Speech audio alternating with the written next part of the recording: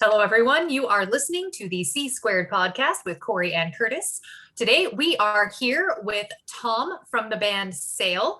We are really excited to have him on here because not only is he a musician, but he has experience in a lot of other areas, including booking.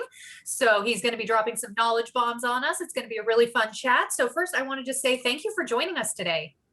Oh, yeah, it's a pleasure. It's amazing. Thank you so much for having me. Yeah, it's going to be a blast.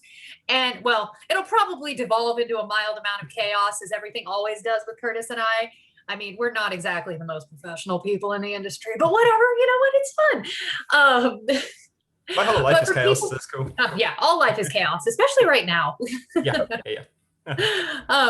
But for people who may not know who you are or may not know Sail, why don't you just give like a brief breakdown of who you are, the things that you do with Sail and outside of Sail and all that kind of stuff. Just the brief nutshell version of Tom. Tomtastic. Tomarama. I'm going to come up with a cool nickname by the end of this. Cool. I started Sail with a bunch of friends. We were called Husk for a bit. And then we sort of dropped that when we got a new member in 2016. So in 2016 we were going as Sail. We're a kind of sort of proggy, sludgy kind of alt metal band. We've got a few more things going. We're bringing in some synths and things. So that's been my main project since 2016. And alongside that, I've been booking bands locally, sort of making. Like sort of trying to keep the wheels going in the local scene, getting bands from interesting places over, and also writing about. I did an English degree, and I really wanted to write about music. Woo! English majors unite! Woo woo! Amazing. Me too. Yeah. So it felt natural to write about music and to promote bands I was coming across that I thought were really exciting. It felt natural to seek out places that would be interested in hearing about that and audiences that would be interested in hearing about fun, exciting, upcoming stuff. Mm-hmm. Oh, awesome. I have a follow-up. No, you have a follow-up? I have a follow-up. Hit me. So, first of all, what do people normally, so what is the nickname that people normally call you? We're going to call you Tomtastic, but what is the nickname you usually get asked? That's interesting. I got called TC for a while, which is cool because it reminded me of Top Cat. I don't think it was deliberate, but I just kind of went with it. TC? So yeah, TC. Oh, TC. Okay. So TC. Okay, TC. I think that's a good nickname. Okay, but my actual follow-up question, now that we know that we can call you TC, is basically, can you kind of go over a brief little bit about how Sail has kind of like. I mean, you guys have gotten a lot of attention. You guys have been in Krang. You've been a Fenris Band of the Week. You've been a Metal Sucks, Metal Injection. You've pretty much been everywhere. And I'm not really sure if I'm not really sure if you can really describe how that happened, but if you could, that would be amazing. Sure. So we I think. Having released a couple of things like when we were younger, things that ranged from terrible to like acceptable. By the time we got together as Sail and said, okay, we're going to do this properly and like hire PR, we released the first record, Slumber Song, like through legit PR. Thank you, Curtis. And from there, we found people sort of picked up on stuff. And I knew, like from working in press, from working, from getting all these emails every day from people, that there was a kind of sort of a shelf life on people's interests. It's becoming more and more. I mean, I'm sure I'm not the first person to say this, but it's becoming more and more apparent that if you just release an album every sort of 3 years, every 4 years, then people are going to lose interest, even if that record was amazing. Yep. And it's not even enough to just do tours all the time, because you're not unless you're paying for PR for those tours, you're not hitting the same people every time. In 3-4 years, people at those your contacts at those places that covered you initially will probably move on to other things. And, I know for a fact from moving between places shut down, people lose interest, or they move to other places. So what we've done since doing the record is kind of shift focus. So we're now doing a lot of not quite ad hoc, but we're doing sort of shorter singles. We're doing we did one. I think we did one. I mean, all my years over the past few years are just completely messed up. My timeline of the past couple of years is just completely messed up. We did one in 2019, which got some attention from a couple of places that had covered us before, and then we did one last year, which got the same places that covered us before, and then some more places as well. And we're just on the cusp of having another one to release. So we've sort of the way to sort of maintain attention is to have a regular release schedule that's sort of like just a beat ahead of how most people look at it. And then you stay in touch with your contacts. You remind people constantly you exist, not only the people who are following you, but the people who have given a shit before, basically. Yeah. Now, just one thing about the single release strategy. So, have you found that to be effective? Because I know one objection that me and Corey have gotten in the past with people is that a single isn't enough to whet the appetite, but you found the reverse where it keeps people interested. Yeah, I mean, it's sort of it is and isn't. Like it isn't as much as you remind. I think I said it just now, but like you do remind people who are following you, people who are sort of buying your merch, that you're working on stuff. It's you remind them that you exist, and it does give people a bit of it gives people sort of like tidbits every now and again. It's not the same as having a full album, and looking at our looking at the levels, there was a huge spike when we dropped the record a few years ago that we haven't had that same boost. So it's not enough to keep the whole ship afloat, but it does fill in the gaps between things, and then people can build their own narrative of like, oh, they went from this to this to this. So your sound has changed quite a bit too in that time period. So I think when the album drops, I think it'll be interesting because I don't know what it's going to sound like, obviously, but just between what you've put out since Slumber Song, you can really hear like a big difference. So I think it might also prepare people for expecting maybe something different, which hopefully you guys are doing. Yeah, definitely.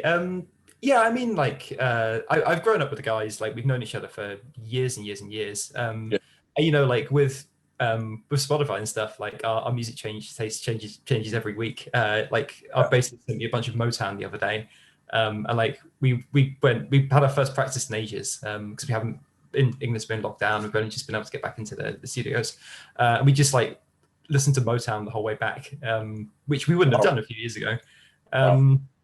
I'm not saying the new record is going to be Motown, but there might be a bit of that creeping in. I hope not. We shall see. You might get very... I fucking hope not. Corey, I'll let you go next because I cut you off. I'm sorry. Oh, no, it's totally fine. I was just going to point out that, I mean, I think the single strategy in between albums is such a good idea, even though it doesn't give you the same spike. Because the thing that I see a lot of bands doing is they cram a ton of content into a month or two, and then they go silent for 2 years. And in this day and age, we can't do that. I mean, I know that back in the day, it was normal to release an album every 2 to 3 years and just kind of, not. But in this day and age, our attention spans are so damn short that if you go the old school route of what they did in the 80s and the 90s and everything, of just releasing only when it was something big, people are going to forget about you. And it's unfortunate. And yeah, you don't see the same spike, but you do see your numbers tend to hold consistently rather than drop way down. So, I mean, you may not get a huge boost, but you're not losing a ton either. It's a great strategy to have. And I mean, you don't want to give away every single from the album, but at the same time, you want to keep things consistent, and consistency is so key anymore. I agree. Yeah. So, but moving on to the next question, since I'm just agreeing with you at this point. So we were talking a bit about like your PR and strategy and all that kind of stuff with all of these different releases. So do you just want to go more in depth into like all the stuff that you've done PR wise that other bands might be able to employ? Sure. I guess one of the big things that we've done that has been informed by me, like doing some press stuff is just staying up to date with staying up to date with journalists. Obviously, I've got a bit of an edge because I do like occasionally come into contact with them as someone who does like work in those spheres. But like a lot of places have their own sort of private groups where people who have an interest in that, like a couple of the blogs have groups you can join where you can sort of chat stuff with people. You can keep up to date with people in there, and you sort of. It's not. It's just sort of basic networking, I guess, like basic networking skills, which I don't need to tell anyone listening to this how important that is. I'd say another. Apart from like obviously any interview that comes up, we'll obviously take. One of the things we've been doing recently is a series of live streams we've been doing where we just. We sort of. It's tailed off a bit now, but there was a whole vibe for that sort of thing over the kind of the bulk of the pandemic, where we just like stream ourselves doing kind of mundane stuff to keep up to date with people, and that was fun because we got to play our new stuff and like engage with people. But like I think our bassist showed people our basic Kynan showed people how to make pasta. I made hot sauce. I read I think half of Twilight until I couldn't read anymore. You made it farther than I did. That woman does not know the meaning of the word incredulous, but she uses it a lot. Yeah. So, Tom, no, let's get back for 1 second here. So you got those basic type of things with the PR type thing. So now, because I don't even remember, maybe I did this, maybe you did this. I have no fucking clue. How did we get Fenriz to listen to your shit? I don't even remember. Do you? I have absolutely no idea. Don't you love that when you just like, how did this even happen? I kind of love it. Yeah. Yeah. I've been meaning to ask you for ages. Like somebody messaged me and said that Fenriz had played this on his show, and I think I just woken up or something. Like you see like some news or something, you think that's not true. I'll just go back to sleep and I'll wake up and it's not that didn't happen. Yeah. But I have no idea. I have no idea how Fenriz works. I did try. Go ahead. Tell me what you're going to say. Finish what you're going to say, and I'll give you my conspiracy theory.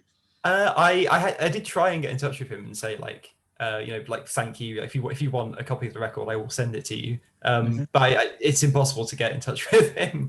Yeah, go ahead. I'd love to hear your. My conspiracy theory is I think, and I could be wrong, that there was someone on my list that knows Fenriz, because it happened to me twice in the span of 1 month where that happened. I don't know who the fucking person is, but I'm sure there was someone on my list that was friends with Fenriz that was passing my promos over to him, because like I said, it happened like 2 or 3 times in the span of 1 month, and I have no fucking clue who it was. Watch, he's on your list, but under like a pseudonym with like a fake email address, and he's just watching all creepy like. It could be. He's probably listening to this podcast right now, like she's on to me. There was somebody that had recently been added to my list, and I forget who it was because now the email bounced so many times I had to get rid of it. But the person had just subscribed to my list, and then all of a sudden we started getting the Fenriz Band of the Week stuff. So I think it was something like that. I think yeah, what Corey said, Fenriz joined under an assumed name. That's what I think. Yeah. But okay, so my question about how you got Fenriz doesn't even matter because neither one of us fucking knows. Okay, so now why do you think we've been able to get big press with you, even though you guys are like a fairly underground band, fairly newish? Because Slumber Song, you were fairly new. So why do you think we were able to get like virtually every single major publication? Because I don't think I did anything that special personally. Like, what do you think you guys brought to the table that got everybody to like love the band? I think we we took real like care and attention with that one Mhm. to be I think like fairly like sensible with it. Like we got a video done that was like with professionals Yeah. that was not an enormous. It was like it was us playing live and like we were dressed up and stuff. And we thought, you know, that's like a good like first video, like a first band video. Like here's the band, here's what we look like. It's fun, you know. Like our friends are here. Like one of our friends like broke the ceiling crowd surfing, that kind of thing. Yeah. So it was authentic. It was well produced. It was I think like I think it was sort of well placed. We did that. I think the other thing is like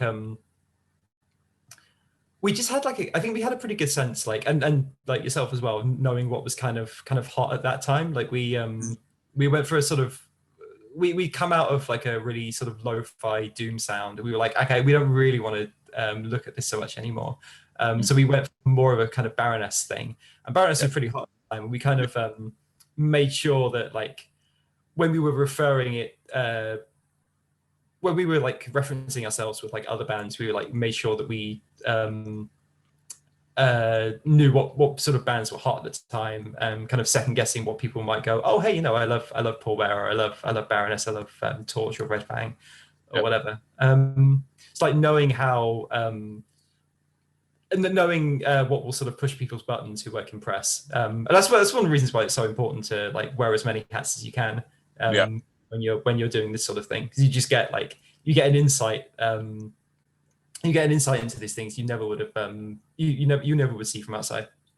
That's true. Now I got two more questions. I'm going to fly it over to Corey for a minute for the next one, but these are kind of asides. So I think you guys take a lot of risks, and I don't know how the hell we somehow still do well. Like with the Starve video, that was like fucking disgusting, and we still managed to get Metal Sucks. I was kind of surprised. Like I pitched it and I was like, whoa, they actually said yes. Yet even like the fucking video about people getting poisoned by spaghetti.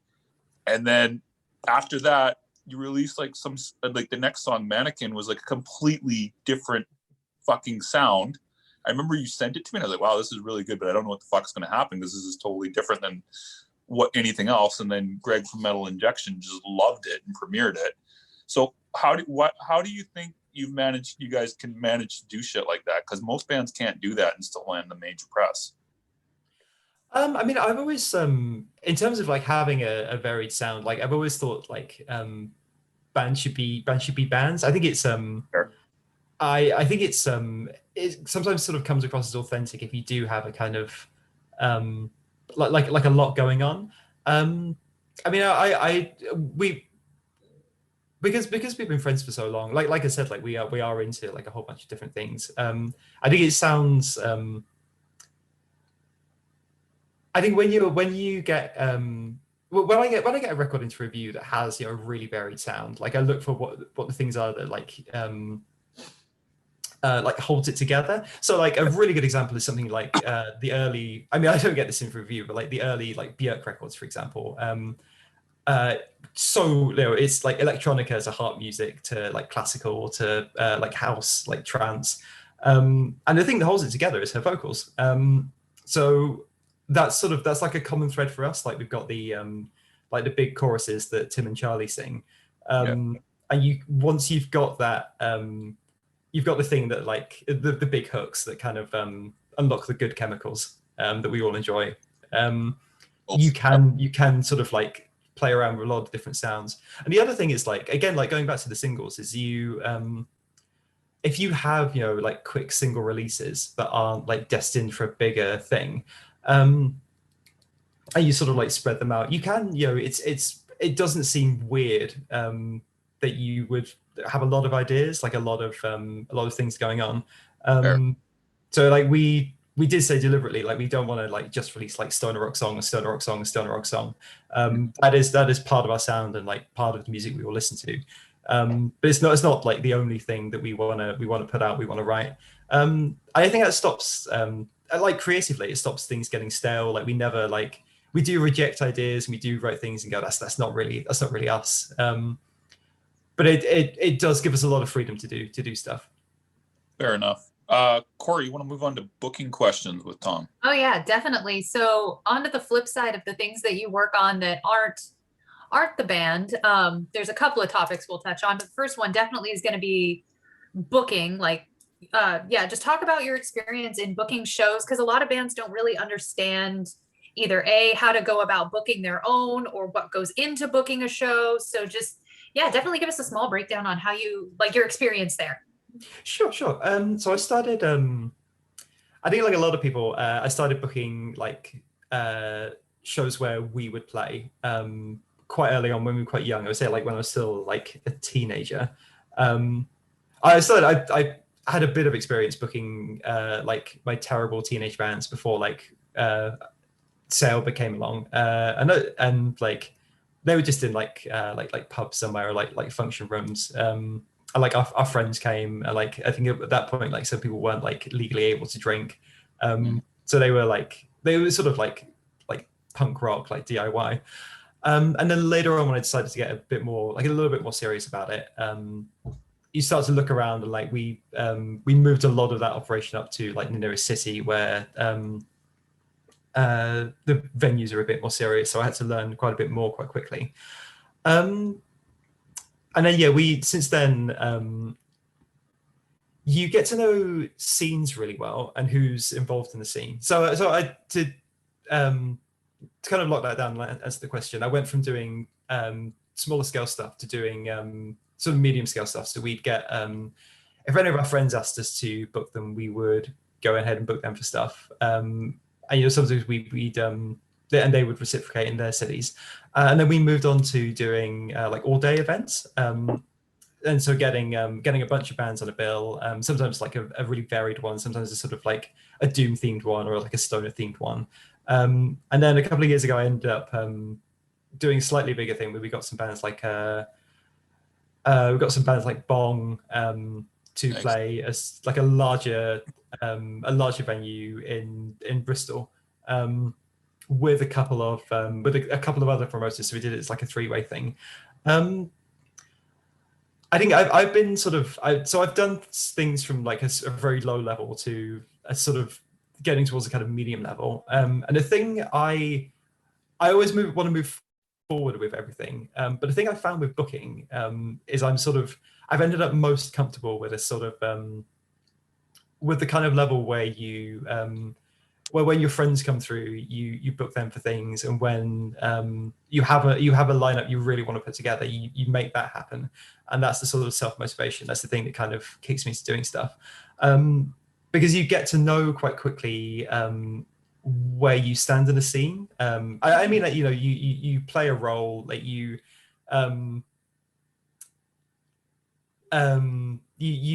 there are other bookers in that area that do sort of larger stuff, like they'll get like I Hate God or High on Fire, and for the amount of time I can put in, I'm very happy sort of fulfilling the role where like my friends or like people can just come out on like a Tuesday or a Wednesday and see a bunch of bands, and it's not like a huge event that you have to like it's not like going to see High on Fire where it's like you have to budget for it and like and that sort of thing. I think that answered the question in a very roundabout way. I'm happy to go into like the finer details of getting stuff together. I was gonna say Curtis has got he's got his follow-up face on. All right, go first. Nope, go for it. It's all good. Just one question is, so how do you kind of decide what bands you're going to book if they're not your friends? That's what I want to know. Okay. I mean, yeah, like quite often we one of the things about doing sort of all day events was that we can have we can take risks on people. We can take recommendations for stuff. So one of the things is as a music journalist, like I quite often have like my ear to the ground with like who's coming up, who's really good. And I have people who send me recommendations, and obviously bands get in touch and say like, can you book me? So it tends to be a mix of people we know and trust, people who look sort of promising, people who've been recommended to us, and then like wildcard stuff. Like quite going back quite a few years, one of your days, we took a complete risk on a band who turned out to be Conjurer, and Conjurer are now like touring America. They're signed to, I think it's signed to Nuclear Blast, something like that. It's a big label, yeah. Yeah. So that's like, so you know, obviously like thrilled that that came through. So yeah, it's. I like it when we can just take a risk on bands, especially when we do these sort of all-day things where we can be a bit sort of loosey-goosey with genres and stuff, as long as everything's a similar kind of vibe. Yeah, that's awesome. Corey, you want to move on? Yeah, definitely. We can go on to the other facet of you, because I mean, you've got a lot going on and a lot of things that you've done, much like most people in this industry. But you've also worked in journalism and writing for different publications like The Quietest, Zero Tolerance, Cult Nation. So do you want to just like talk about how you got going in that? What drew? I mean, you kind of talked about it a little bit at the beginning of like you were an English major, so it just kind of made sense. But like your experience working for those, what drew you to those specific publications, if anything in particular? And then we can also go into like the fun part of like, what is the worst pitches you've ever gotten? Oh man. So I started off,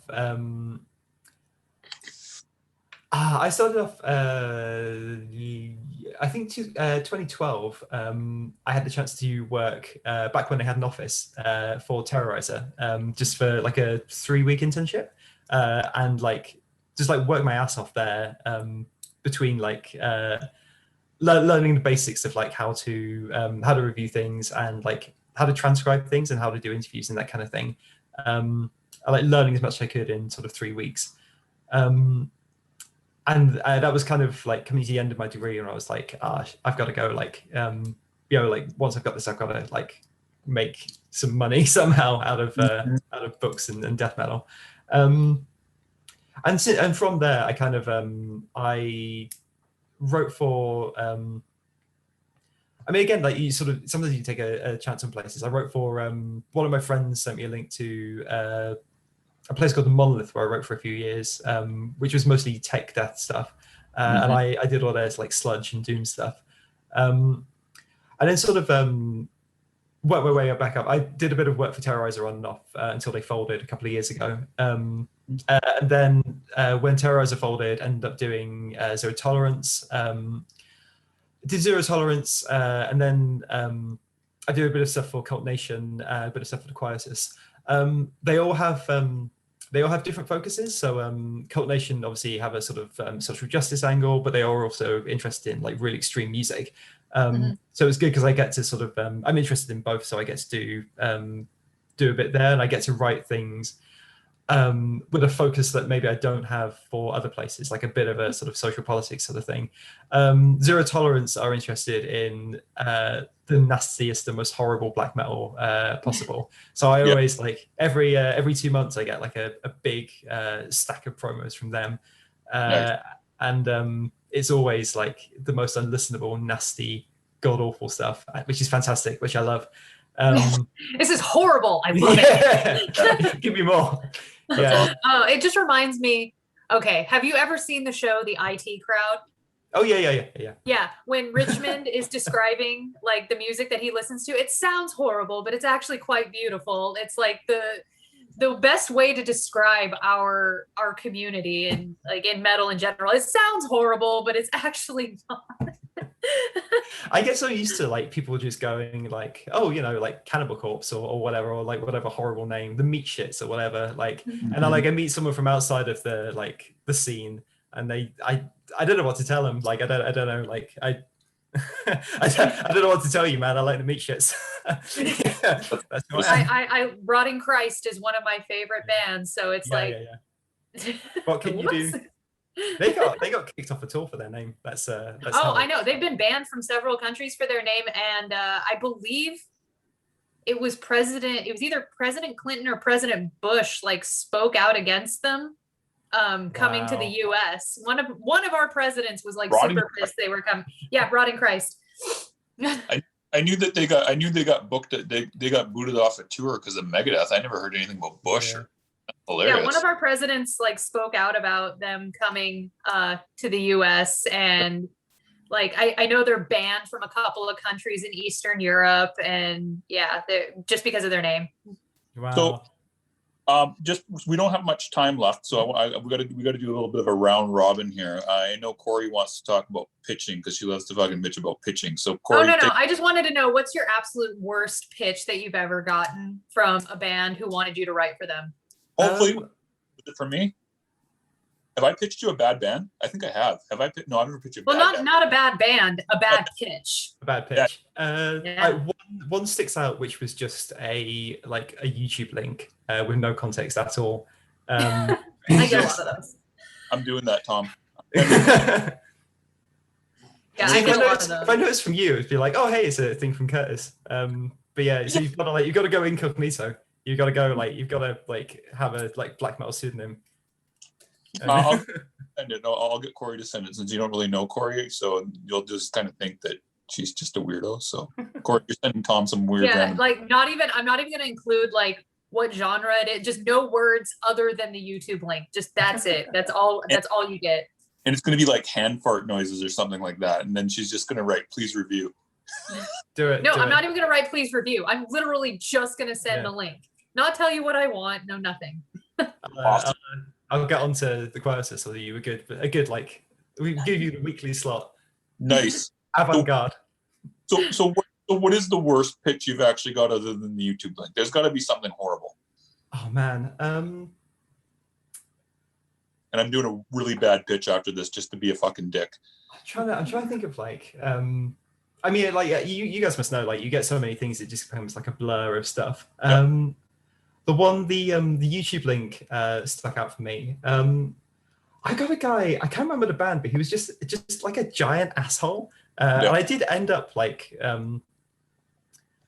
think we ended up doing something because like he was a person of some repute. But I just remember like the whole experience being like terrible. The album was good. It was just like his whole way of going about doing it was just like this is going back a few years.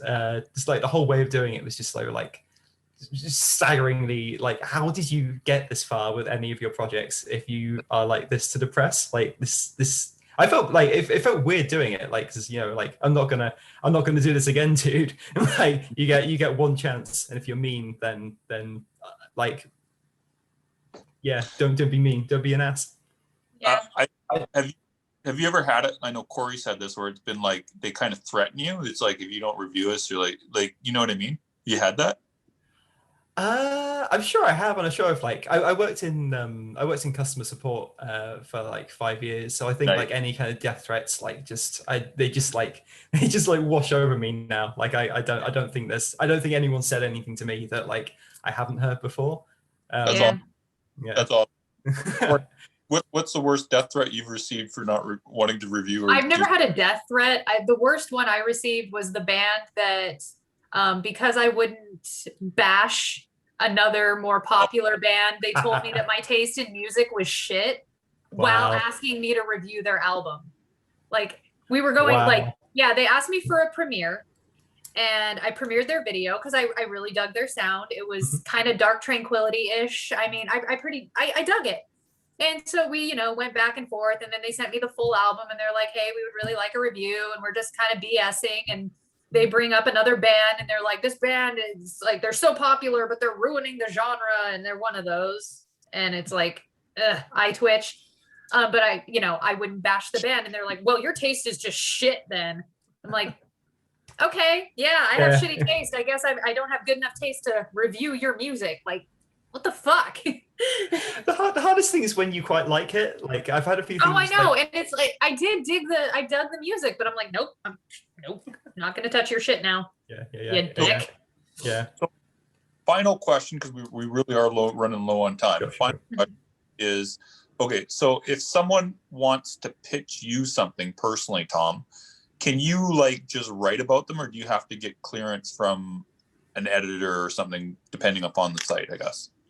So there's one of the reasons that I write for a few other places. So I do a bit of work for Astro Noise. I do a bit of work for Hard Rock Hell. So I've always kind of got they're all like all the places for I really love and really have like a deep passion for. But I kind of keep tabs open on everything to make sure that if I really love something, it's got like an appropriate place for it. Like a lot of I quite like classic rock, and it doesn't generally tend to sit well with the quietest. But on hard rock, hell, they love it.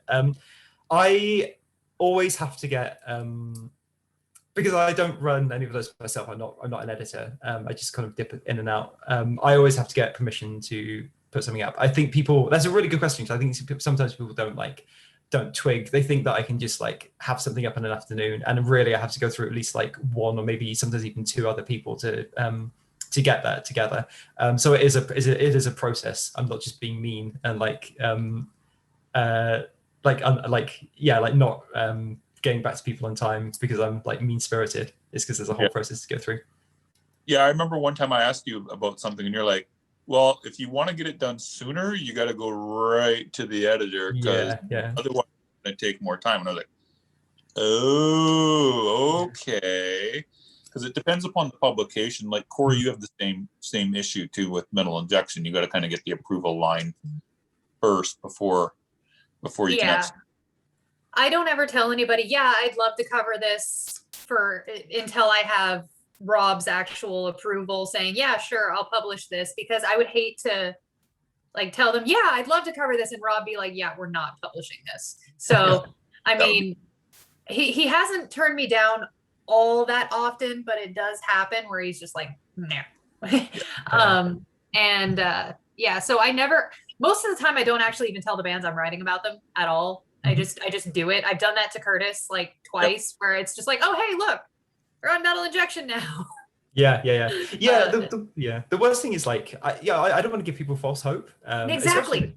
And some places are hard as fuck to get into, even if you work for them. Like some places, like I have worked for places that really like maybe 5% of the stuff I pitched over, they've gone for, because they have such a tight, and people get so like. People get very emotionally attached to wanting to get up on a certain site, and sometimes like if it doesn't happen, like it's just because it's this month they've got too much stuff on, and like we can't get on because of that, and it's not because your band sucks. We would love to be able to publish everybody that comes our way, but we just can't. There's not enough time in the day. There's not enough server space on the internet to cover all those bands, because I mean, I don't know about you, but it's like I end up with hundreds and hundreds of pitches all the time, and there's just no way. Oh yeah. So we got to wrap up, guys. So I'm gonna cut us off right now. Well, fine, Curtis. Well, we're having fun. We're at the 45. Well, we'll just have to have you back. Well, yeah, we'll have you back, Tom. It's not a big deal. We're at the 45-minute mark, so I do have to cut us off. But last thing I want to say is that if anybody hasn't checked out Sale, go check out Sale. I think it's like the band sale.bandcamp.com.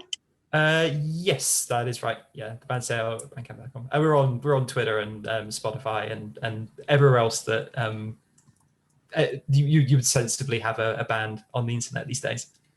Perfect. And you should listen to any of the songs there. They've got two singles and a full length, if I'm not mistaken. I'm probably missing something, but they're all great. I would suggest starting with Starve personally, because I like Starve the best. It's just my personal favorite, but they're all good.